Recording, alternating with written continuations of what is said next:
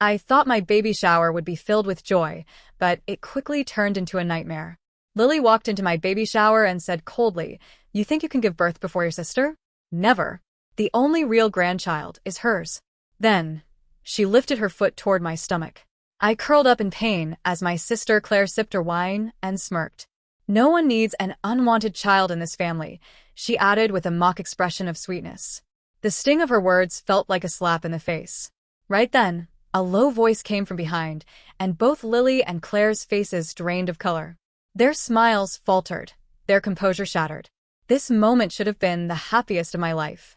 Instead, it had quickly become the most suffocating. I'm a marketing director at a prestigious advertising agency, living in a sleek penthouse in Los Angeles, overlooking the city skyline. Ethan, my husband, is an executive at an up-and-coming IT startup, and we've been happily married for a year now. The excitement of expecting our first child, Mia, had felt like a dream at first, a dream I had worked hard to create. I'm 7 months pregnant, and my doctor has given me a clean bill of health. My husband and I had spent a beautiful afternoon at Neiman Marcus, picking out a tiny Gucci cardigan for our little one. "Mia, our baby will grow up to be as gentle and beautiful as you are," Ethan had said. Those words made me tear up, feeling like the luckiest woman in the world. My mornings are filled with peaceful brunches at the Ivy, followed by calming afternoon walks through Santa Monica, where the sound of the ocean whispers sweet tranquility into my soul. Life in Los Angeles felt like something out of a movie. But now, as my morning sickness subsided and I settled into a peaceful rhythm, there was one shadow that still loomed over my happiness: my mother, Catherine Morrow. My mother lives a glamorous life in Los Angeles's high society as the wife of real estate mogul Richard Morrow. She summers in Malibu, winters in Aspen, and never misses a charity event. Her beauty, refined and timeless, still turns heads wherever she goes. Dressed in a Chanel scarf and arriving in a Rolls-Royce, she's the epitome of a social queen. My sister Claire is a successful model, now engaged to a famous actor. To Mother, Claire is the perfect daughter, the center of attention, radiating brilliance worthy of the Morrow name. Photos of her vacationing on private yachts grace the covers of weekly magazines, and her social media following grows every day. 20 years ago, my parents divorced. Since then, I had no contact with my father. Mother kept saying, "Forget about that man," and blocked all letters and messages from him. Christmas cards, birthday cards, probably thrown away without a second glance. For most of my life, I felt like I had no one but Ethan and myself to rely on. But that all changed when I became pregnant.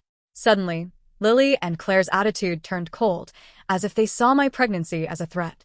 When Claire's fiancé expressed his desire for children, my mother declared, "Claire's child will be my true grandchild." She announced this at a family reception, her voice cutting through the warmth of the gathering, her coldness palpable as she twisted a ring on her finger. When I met her on Rodeo Drive, she grimaced at the sight of my belly. "You always disappoint me," she said. Her words froze me in place, as if time itself had stopped.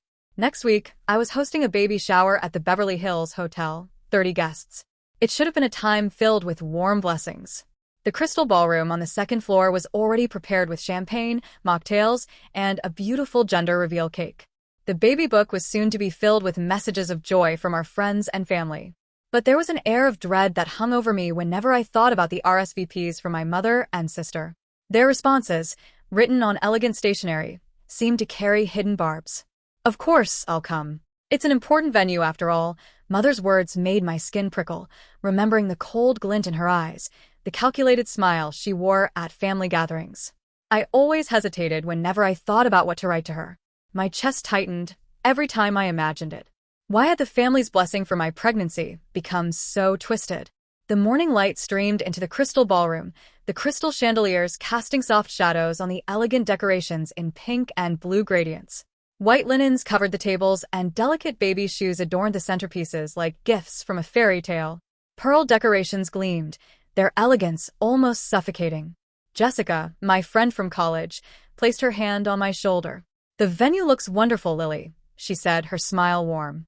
We had just finished the final arrangements in the VIP room, and through the windows, the view of Beverly Gardens Park seemed to celebrate the day. "Thank you," I replied, nodding quietly. But despite her kind words, my anxiety lingered. Jessica had been my sounding board the night before, listening to my concerns about my mother and sister's strange behavior. Talking it out with her had made my heart feel a little lighter. Guests began to arrive. Ethan's parents, colleagues, and familiar faces from Los Angeles' elite circles. Champagne and mocktails were served, and a warm atmosphere filled the room as people gathered around the gender reveal cake. The gift opening began.